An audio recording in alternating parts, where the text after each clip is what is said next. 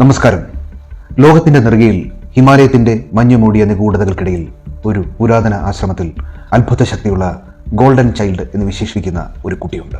എന്നാൽ ലോകത്തെ ഇരുട്ടിലേക്ക് തള്ളിവിടുവാൻ ആഗ്രഹിക്കുന്ന സാർഡോ നംസ്പ എന്ന ദുഷ്ടനായ ഒരു മനുഷ്യൻ തന്റെ ആത്മാവിൽ തിന്മ നിറച്ച് ആ ഗോൾഡൻ ചൈൽഡിനെ തട്ടിക്കൊണ്ടുപോകുന്നു. കുട്ടിയെ കൊന്നാൽ ലോകം തിന്മയുടെ ശക്തികൾക്ക് കീഴടങ്ങുമെന്ന് അയാൾ വിശ്വസിച്ചു.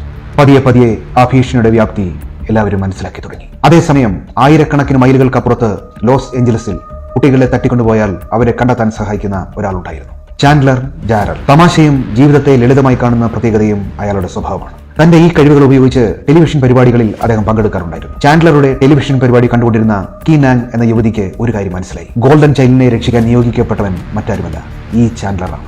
അവർ ചാൻഡലറുടെ അടുത്തെത്തി എല്ലാ വിവരങ്ങളും അദ്ദേഹത്തെ ധരിപ്പിച്ചു. തുടക്കത്തിൽ ഈ മാന്ത്രിക കഥകളൊന്നും വിശ്വസിക്കാൻ അദ്ദേഹം തയ്യാറായില്ല. അത് തമാശയാണെന്ന് കരുതി അയാൾ ചിരിച്ചു തള്ളി.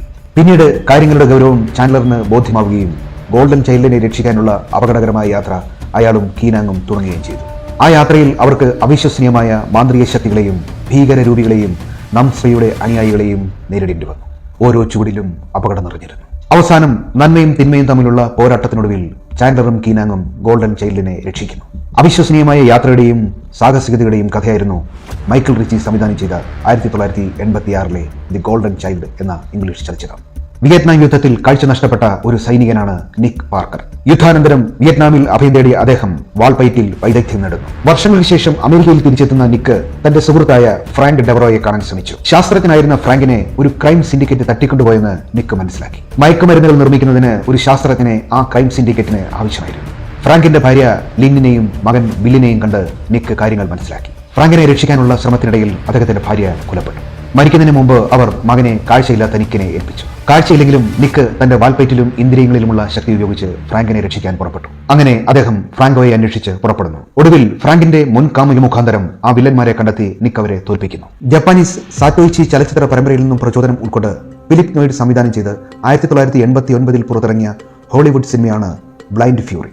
ടിബറ്റിൽ നിന്നും കാണാതാവുന്ന ഒരു കുട്ടിയുടെ കഥ പറഞ്ഞ ദി ഗോൾഡൻ ചൈൽഡ് എന്ന സിനിമയും വിയറ്റ്നാം യുദ്ധത്തിൽ കാഴ്ച നഷ്ടപ്പെട്ട് വാൾപയറ്റിലും അതീന്ദ്രിയജ്ഞാനത്തിലും പ്രാഗൽഭ്യം തെളിയിച്ച നിക് പാർക്കറുടെ കഥ പറഞ്ഞ ബ്ലൈൻഡ് ഫ്യൂറിയും ഒന്നിച്ച് കേരളത്തിന്റെ ഗ്രാമ പശ്ചാത്തലത്തിലേക്ക് ഇഴകിച്ചേർന്നു. ഈ രണ്ട് സിനിമകളിലെയും പ്രധാന കഥാപാത്രങ്ങളെയും പ്രധാനപ്പെട്ട ചില സന്ദർഭങ്ങളെയും കൂട്ടിച്ചേർത്താണ് ആ സിനിമ ഉണ്ടായത്. ഇംഗ്ലീഷ് സിനിമ പ്രചോദനമായെങ്കിലും മലയാള സിനിമ ചോർന്നു പോകാതെയാണ് ആ ചിത്രത്തിന്റെ രചന നിർവഹിക്കപ്പെട്ടത്.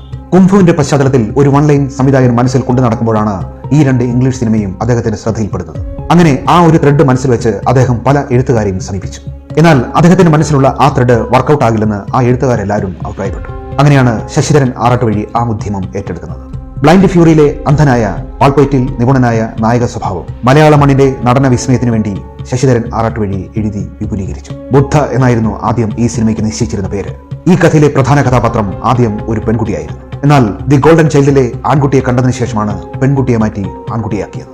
ആ കുട്ടി കഥാപാത്രത്തെ തട്ടിക്കൊണ്ടുപോകുന്ന പ്രധാന വില്ലന്റെ അനുയായിയുടെ മകൻ തന്നെയാണ് ആ കഥാപാത്രത്തെ അവതരിപ്പിച്ചത്. ഈ സിനിമയ്ക്ക് വേണ്ടി ഒരു പുതിയ സംഗീത സംവിധായകനെ അന്വേഷിച്ച് നടക്കുമ്പോഴാണ് AR റഹ്മാനെ അദ്ദേഹം പരിചയപ്പെടുന്നത്. വളരെ കുറഞ്ഞ പ്രതിഫലത്തിൽ AR റഹ്മാൻ ഈ ചിത്രത്തിന് വേണ്ടി സംഗീതം നിർവഹിച്ചു. വേറിട്ട കോമഡി കൊണ്ടും ആരെയും രസിപ്പിക്കുന്ന സീനുകൾ കൊണ്ടും ഈ ചിത്രം ശ്രദ്ധേയമായി. ഇന്നും നവമാധ്യമങ്ങളിലും കോമഡി സ്കിറ്റുകളിലും എന്തിന് ചില സിനിമകളിൽ പോലും ഈ ചിത്രത്തിലെ ഡയലോഗുകൾ ഉപയോഗിക്കുന്നുണ്ട്. സംഗീത് ശിവന്റെ കഥയ്ക്ക് ശശിധരൻ ആറാട്ടുവഴി തിരക്കഥയൊരുക്കി. സംഗീത് ശിവൻ തന്നെ സംവിധാനം ചെയ്ത് അദ്ദേഹത്തിന്റെ സഹോദരൻ സന്തോഷ് ശിവൻ ഛായാഗ്രഹണം നിർവഹിച്ച് മോഹൻലാലും ജഗദീഷ് ശ്രീകുമാറും മാസ്റ്റർ സിദ്ധാർത്ഥയും മധുബാലയും ഒടുവിൽ ഉണ്ണികൃഷ്ണനും മീനയും MS തൃപ്പൂണിത്തറയും ഉർവശിയും പുനീത് ഈസാറും അഭിനയിച്ച 1992 സെപ്റ്റംബർ 3 റിലീസ് ചെയ്ത സാഗ ഫിലിംസിന്റെ 150 മിനിറ്റുകളുള്ള ഹിറ്റ് ചലച്ചിത്രം യോദ്ധ.